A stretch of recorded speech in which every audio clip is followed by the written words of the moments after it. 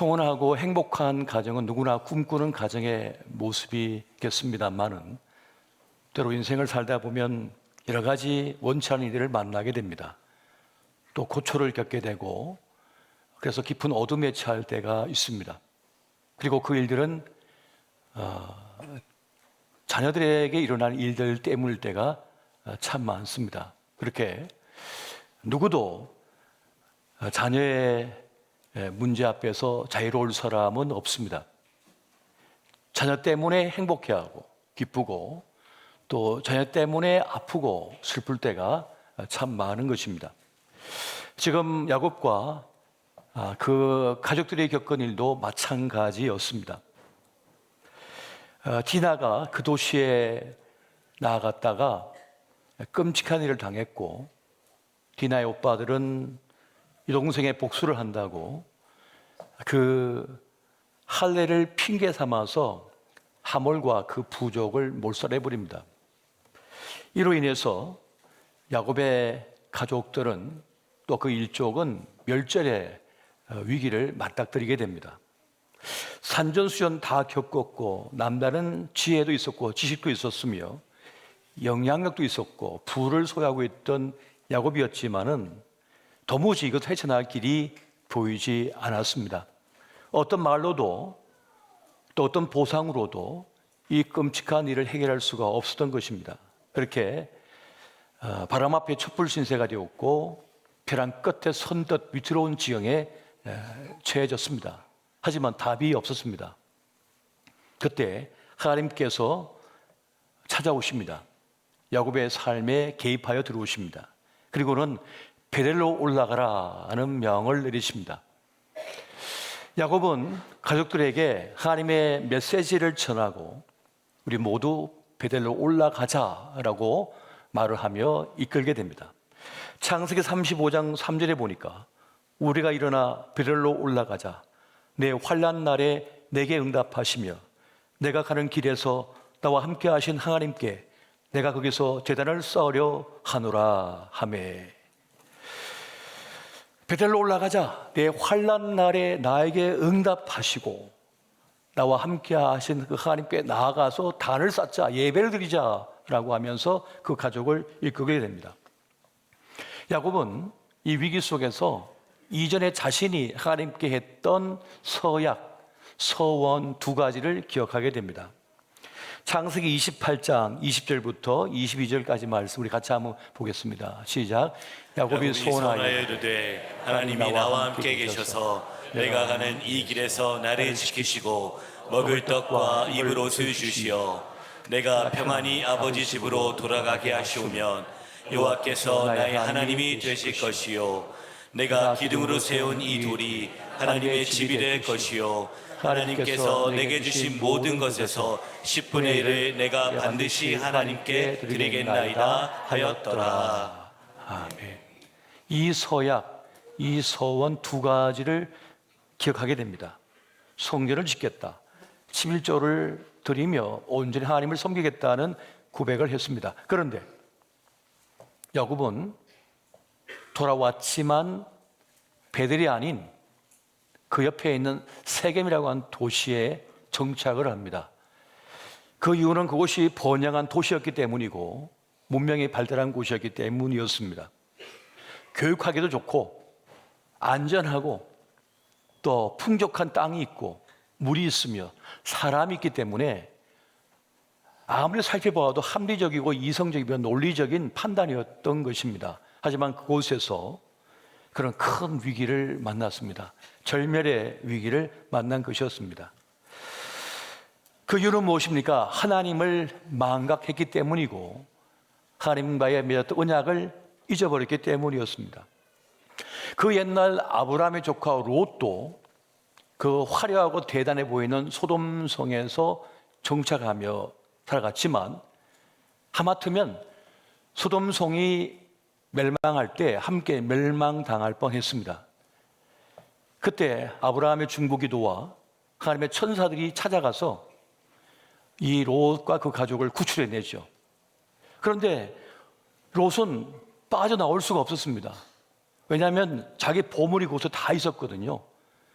그동안 수고와 애씀의 결과물이 다 거기 있었거든요. 그래서 그걸 두고 떠나질 못하는 겁니다. 하지만 곧 멸망합니다. 아무리 벗어나려고 하지만 벗어날 수가 없을 때 천사가 그의 손을 잡고 끌어내 버립니다. 딸려 나오지 않습니다. 강한 힘으로 잡고 기어이 질질 끌어내 가지고 탈출을 시켜서 살려냈습니다. 그들이 나오자 그 소돔성은 유황불이 들어서 불바다가 됐죠. 그래서 멸망에서 벗어날 수가 있었습니다. 그것처럼 하나님께서는 이 야곱과 그 가족에게 찾아오셨고 그 삶 속에 개입해 들어오셨습니다. 그래서 그들은 살아날 수가 있었던 것이었습니다. 여러분, 시대가 갑니다. 시대가 매우 악합니다. 벗어날 길이 없습니다. 시대의 악을 이길 힘이 필요합니다. 그건 뭡니까? 바로 갑절의 영감과 갑절의 믿음이 필요합니다. 그리고 그 믿음을 가진 누군가가 있어야만 합니다. 하나님을 기억하게 만들고 하나님을 찾게 만들고 하나님을 선택하게 만드는 누군가가 필요한 것입니다. 아무런 시대는 예언자, 선지자가 있었습니다. 그리고 그 가정에 영적 제사장이 있었습니다. 야곱이 바로 그 가정의 영적 제사장이었습니다. 여러분, 누구든지 타락할 수 있습니다. 누구든지 오류를 범할 수 있고 누구든지 변질될 수가 있습니다. 집단 지성이 탁월하지만은 허무하게 될 때도 많습니다. 그만큼 인간은 연약한 존재이기 때문에 그러합니다. 그때 하나님을 기억하게 만들고 하나님을 찾게 만들며 하나님을 선택하게 만드는 사람이 필요한 거예요. 그렇게 해서 신앙적 결단을 하게 만드는 일들이 있어야 됩니다. 영적 고도를 높이고 깊은 기도에 들어가게 하는 것입니다. 그리고 그 기도 끝에 만난 결론은 무엇입니까? 하나님을 선택하는 것입니다. 하나님을 기억하는 것입니다. 여러분, 하나님을 기억하게 만들고 하나님을 선택하게 만드는 사람이 되시기 바랍니다. 우리의 생각은 온통 이 세상에 빠져 있습니다. 물질에 빠져 있습니다. 사람들의 그 관심에 빠져 있습니다. 그게 전부인 것처럼 느껴지고 있어요. 그런데 그 순간에 그 유혹 시험 속에서도 위기 속에서도 하나님을 기억하게 하고 선택하게 만든 사람이 필요하고 그래야만 살아날 수 있고 구원받을 수가 있다는 것입니다. 언제든지 최고의 선택은 하나님을 선택하는 것에 있음을 믿으시기 바랍니다. 여러분, 신명기 30장 19절 20절 말씀 함께 해보겠습니다. 자, 시작. 내가 오늘 하늘과 땅을 불러 너에게 정글을 삼노라. 내가 생명과 사망과 복과 저주를 내 앞에 두었은즉 너와 내 자손이 살기 위하여 생명을 택하고 내 하나님 여호와를 사랑하고 그의 말씀을 정종하며 또 그를 의지하라. 그는 내 생명이시요 내 장수이시니 여호와께서 내 조상 아브라함과 이삭과 야곱에게 주리라고 맹세하신 땅에 내가 거주하리라. 아멘. 생명과 사망이 있답니다. 복과 저주가 우리 앞에 있답니다. 근데 여기서 생명을 선택하라, 구원의 하나님, 생명의 하나님을 선택하라고 말씀하고 있습니다. 왜? 그분만이 우리의 생명이시고 우리의 장수가 되시며 번영의 풍요의 이유가 된다라고 말씀하고 있다는 것입니다. 하나님을 선택하시기 바랍니다. 이건 매우 중요한 가르침 진리가 되고 있습니다. 우리 앞에 생명과 사망이 있대요. 복과 저주가 있답니다. 근데 수많은 사람들이 화려해 보이고 대단해 보이는 것을 선택했는데 그것이 사망의 길이고 저주의 길이 되고 있다고 말씀하고 있다는 것입니다. 문제가 어려울수록, 일이 복잡할수록 하나님을 선택하시기 바랍니다. 이것이 매우 중요한 메시지가 되고 있어요. 여러분, 가정의 번영은 물질에만 있는 것이 아닙니다. 돈에만 있는 것이 아닙니다. 세상은 매우 복잡하고 복잡한 함수가 얽혀 있기 때문에 그러한 것입니다. 예측 불가하고 변화무쌍한 세상을 우리가 지금 살아가고 있습니다. 그런데 성경은 우리에게 알려주시는 바는 우리의 가정을 지키시고 살려내는 것은 하나님께 있다라고 말씀해요. 나에게 있고 내 능력에 달려있다고 우리는 늘 생각했는데 그렇지 않다고 성경은 우리에게 알려주고 있다는 것입니다. 시편 127편 1절 말씀 보겠습니다. 자, 시작. 여호와께서 집을 세우지 아니하시면 세우는 자의 수고가 헛되며 여호와께서 성을 지키지 아니하시면 파수꾼의 깨어있음이 헛되도다. 아, 네. 가정만큼 소중한 게 어디 있습니까? 아무리 세상에서 큰 성공을 거두고 큰 물질을 얻고 이름을 떨쳐도 가정의 폭삭무너지면 아무 쓸데가 없습니다. 허무합니다. 허망합니다. 남 좋은 일만 시킨 겁니다. 남 좋은 일만 시킨 거예요, 결국은. 나만 불행한 거예요. 가정이 그렇게 중요한 거예요. 소중한 거랍니다. 그런데 여호와께서 우리 집을, 우리 가정을 세우지 않으면 세우는 자의 수고가 헛되답니다. 돈 번 게 헛되답니다. 성공한 게 헛되답니다. 건물 세운 게 헛되답니다. 인기 얻은 게 헛되답니다. 아무 쓰잘데기가 없답니다. 무서운 말이죠. 여호와께서 성을 지키지 않으면 군대가 아무 소용이 없답니다. 여호와께서 지켜주셔야만 된다는 것이에요. 이 말씀은 매우 의미심장합니다. 집을 세우는 것이, 가정을 지켜내는 것이 내 일이 아니고 하나님의 일이 되고 있다는 것을 말씀해 주고 있는 거예요. 그만큼 쉽지 않다는 거죠. 그만큼 어렵다는 것을 말해주고 있는 것입니다. 엄청 똑똑해가지고 1등을 놓친 적이 없고 늘 남들보다 앞서 나갔지만 여러분, 시험 공부로 가정을 세울 수 있습니까?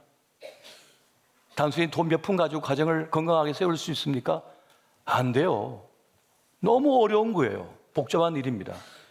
그래서 하나님의 개입하심, 하나님의 돌보심, 하나님께서 세우셔야만 가능하다는 것을 말씀해 주고 있습니다. 여러분, 가정을 세우고 지키는 것은 하나님께 있음을 믿으시기 바랍니다. 그래서 하나님을 바라보고 하나님을 향하여 섰을 때 야곱은 자신과 가족을 지킬 수가 있었던 것입니다. 여러분, 하나님을 경외하고 하나님을 섬길 때 우리에게 번영이 있음을 믿으시기 바랍니다. 야곱은 베델로 올라가서 3가지를 시행합니다. 먼저는 이방 신상을 버리는 거였고, 또 자신과 자녀들을 정결하게 하는 것이었으며 의복을 바꾸어 입는 것이었습니다. 여러분, 당시에는 우상 신상을 많이 섬기고 있었습니다. 모든 사람들이.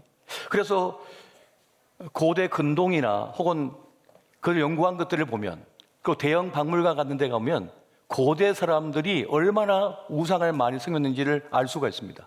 부적 같은 게 그렇게 많았어요. 그래서 야곱은 자기 자녀들에게 있었던 그 장신구 중에 부적과 같은 것들을 다 제거하라고 말한 겁니다.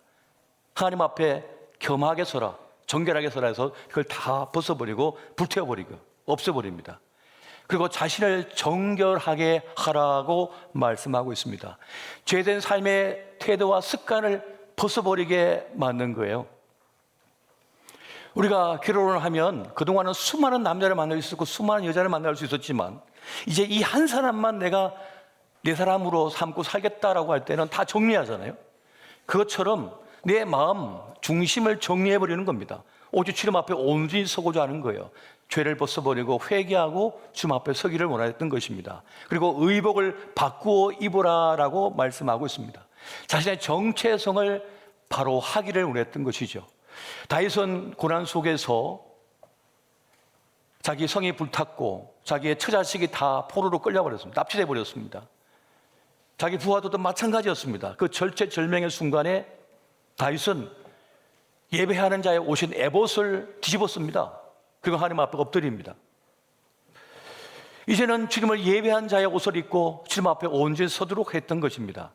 이 3가지를 단행하고 단을 쌓자 이 야곱과 그 가족을 추격하던 부족들이 있었는데 그 군대를 하나님께서 겁을 주십니다.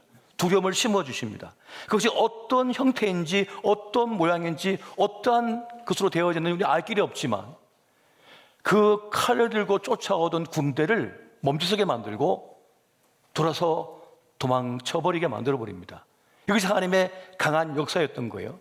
지난날 삼촌 라반이 야곱을 잡으려고 추격해 왔을 때 그 밤에 하나님께서 손대지 마라 라고 말씀했던 것처럼 그들을 경고하고 돌려보냈던 것입니다. 여러분, 야곱이 죄가 없습니까? 그 아들들이 죄가 없습니까? 죄가 많잖아요. 어떻게 할례라고 하는 거룩한 것을 이용해서 한 부족을 몰살시키냐고요. 거짓으로.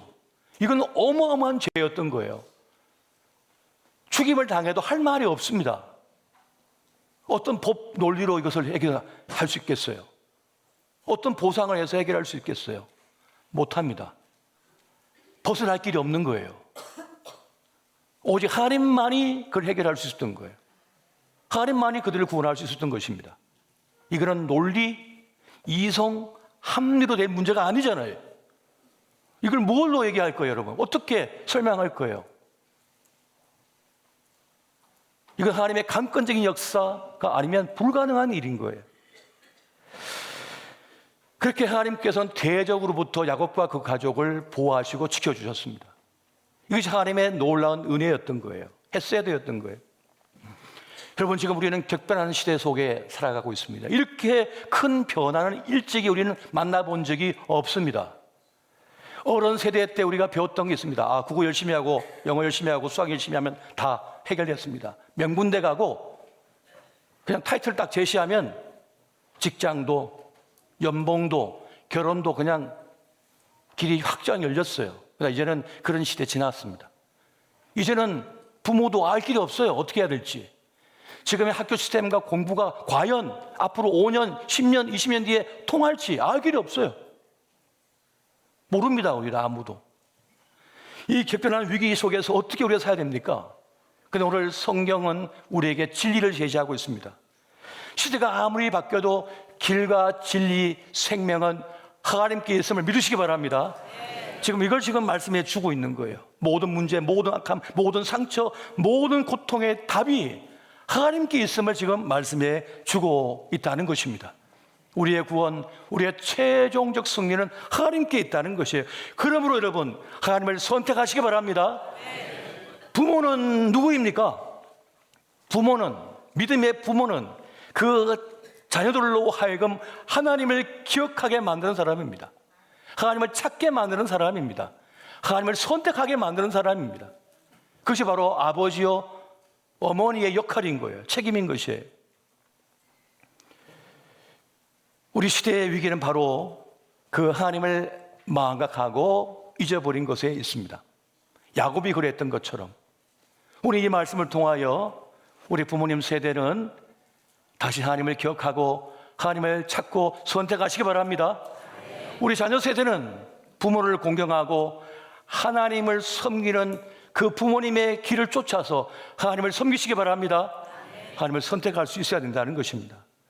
여러분, 세상 풍조를 따르고 또 세상은 자기 입맛에 맞는 우상을 만들어 숭배를 하고 있습니다. 그리고 자기 뜻을 관철시키기 위하여 그 우상을 이용합니다. 그 신의 이름을 동원합니다. 하지만 참된 하나님을 믿는 사람들은 하나님의 뜻에 대하여 언제든지 아멘이 되기 위하여 자신의 뜻을 내려놓습니다. 하나님을 찾습니다. 내 지식, 내 지혜, 내 경험 내려놓고 하나님의 뜻을 따르고자 합니다. 이것이 엄청난 신앙, 엄청난 믿음의 모습이에요. 자기를 부인하기가 너무 힘들거든요. 그런데 여러분, 정말 깊은 상처, 큰 문제, 위기 속에서는 모든 걸 내려놓고 하나님을 선택해야 할 줄 믿으시기 바랍니다. 놀랍게도 주님을 믿고 나를 맡기고 의탁하면 길이 열리기 시작합니다. 여러분, 하나님을 선택하는 믿음은 순진해 보입니다. 약해 보입니다. 어리석어 보입니다. 십자가의 도가 멸망하는 자들에게는 어리석어 보인다는 그 말씀처럼 그렇습니다. 하지만 진리는 순수하기에 그 어떤 것보다 강함을 믿으시기 바랍니다. 길, 진리, 생명이라고 말씀해 주고 있어요. 우리 하나님은 말이죠. 그래서 주님을 만난 사람들은 모두 변화를 경험했고 고통에서 벗어났으며 자기 인생을 송두리에 바꿔버렸습니다. 주님을 만났기 때문에 가능했던 사건들이었던 것이에요. 여러분, 누가복음 16장 9절 말씀 한번 보겠습니다. 같이 봅니다. 시작. 내가 너희에게 말하노니 불의의 제물로 친구를 사귀라. 그리하면 그 제물이 없어질 때에 그들이 너희를 영주할 처소로 영접하리라. 아멘. 여기서 친구를 사귀라 하였습니다. 제물로 친구를 사귀라. 그러면 그 친구가 우리를 영원한 나라로 이끌어 줄 것이다. 영원한 승리에게도 인도해 줄 것이다 라고 말했습니다. 그 친구가 누굽니까? 우리 주 예수 그리스도, 하나님이시라는 거예요. 여러분, 돈은 소모품입니다. 돈은 쌓아두는 게 아닙니다. 좋은 것을 위하여 쓰는 거예요. 제대로 쓰는 거예요. 뭘 위해 써야 됩니까? 좋은 관계를 위하여. 진짜 만날 누군가를 만나기 위하여 재물을 써야 됩니다. 그분이 누구냐? 하나님이시라는 거예요. 하나님을 만나도록 재물을 써라라고 말씀해 주고 있습니다. 제가 한 번은 1대1 제약육을 하는데 이 교육을 받으면서 그러시는 거예요. 아, 우리 아이들도 이것을 좀 배웠으면 좋겠습니다. 그래서 그러면 가르치세요 했더니 애들이 말을 안 떨어요. 그래서 제가 그랬습니다. 16주 동안 하니까 한 번 만날 때마다 10만 원씩 주세요. 그러면 두 말 안고 할 겁니다. 그러면 16주면 얼마예요? 160만 원이잖아요. 160만 원 내 아들, 딸에게 쓰는 게 아까우세요? 그 아이의 믿음을 갖게 하는 게 아까우세요? 저는 전혀 아깝지 않습니다. 20만 원 줘도 괜찮아요. 신앙, 믿음을 견고하게 세울 수만 있다면 그 재물을 써서 하나님을 사귀게 만드는 거죠. 하나님을 믿게 만드는 거죠. 하나님을 선택하게 만드는 것입니다. 그것이 우리의 자녀를 살리는 길임을 믿으시기 바랍니다. 여러분, 어떤 문제를 만나고 어떤 고난 속에 던져지게 되면 우리는 자꾸 정죄하게 됩니다. 나 자신을 정죄합니다. 다른 사람을 정죄합니다. 이 세상을 정죄합니다. 그것이 아니라 정죄보다 기도를 선택하시기 바랍니다. 기도를 선택했다는 말은 뭡니까? 하나님을 선택했다는 것이고 하나님을 모셨다는 것입니다. 기도했다는 것은 이 사람과 나 사이에 하나님을 모시는 겁니다. 기도는요.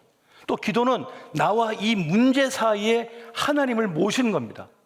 하나님이 개입하는 순간 하나님의 구원이 임하고 승리가 임할 줄 믿으시기 바랍니다. 바로 야곱과 그 부족들 사이에 하나님을 모시니 하나님께서 모두를 살려냈다는 사실, 이것을 우리는 기억해야 할 것입니다. 기도하는 어머니가 되시기 바랍니다. 헌신하는 아버지가 되시기 바랍니다. 여러분, 기도하는 어머니, 헌신하는 아버지 그 모습을 기억하시며 또한 기도하는 어머니, 헌신하는 아버지가 되시기 바랍니다. 베들로 올라가라 라고 말씀하실 때 베들은 뭡니까? 하나님의 집입니다. 하나님의 집에 나아가 단을 쌓아라, 예배드리라는 것이에요. 예배가 살아있는 가정, 하나님께서 함께 하시는 가정, 하나님을 선택한 가정은 구원이 있으며 최종적 승리가 있음을 믿으시기 바랍니다. 이 은혜가 함께 하시길 우리 주 예수 그리스도 이름으로 축원합니다.